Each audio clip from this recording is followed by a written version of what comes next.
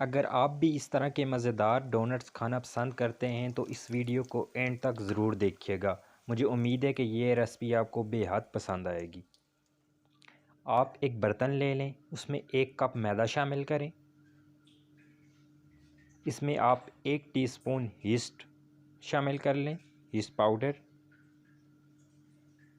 اس کے بعد آپ اس میں 2 ٹیبل اسپون چینی شامل کر لیں۔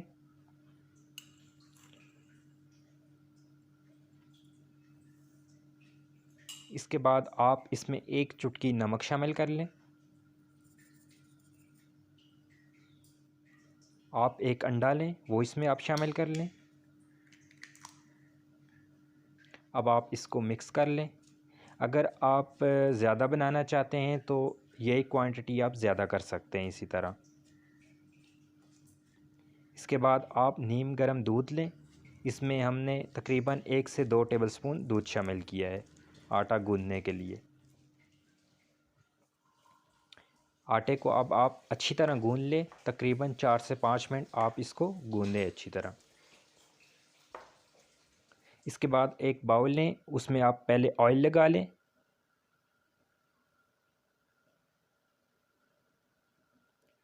اب آپ اس آٹے کو اس باؤل میں رکھ دیں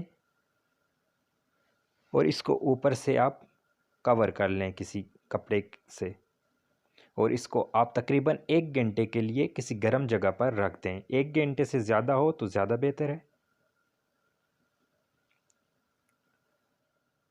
1 گھنٹہ ہو چکا ہے۔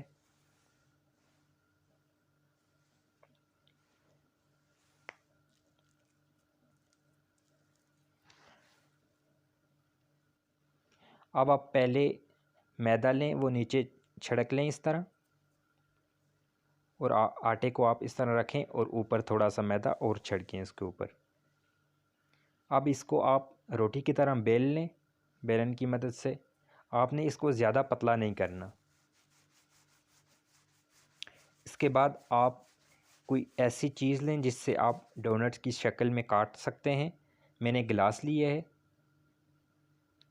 گلاس کی مدد سے اس طرح آپ اچھی طرح دبا کر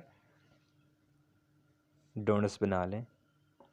اس کے بعد آپ کسی بوتل کا کیپ لے لیں، درمیان میں سے سوراخ کرنے کے لیے آپ اس کیپ کی مدد سے سوراخ کر لیں۔ اسی طرح آپ سارے ڈونٹس بنا لیں۔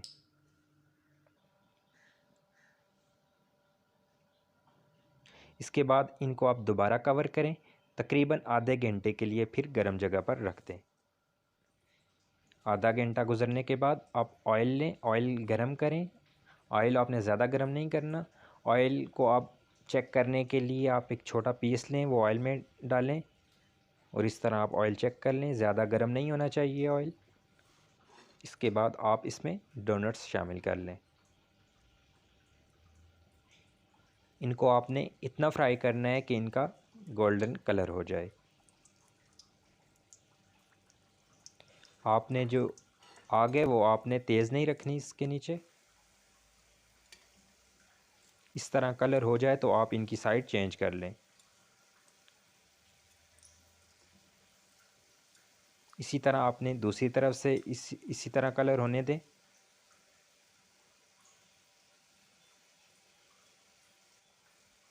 اس کے بعد آپ ان کو نکال لیں، آپ نے زیادہ براؤن نہیں کرنے ان کو۔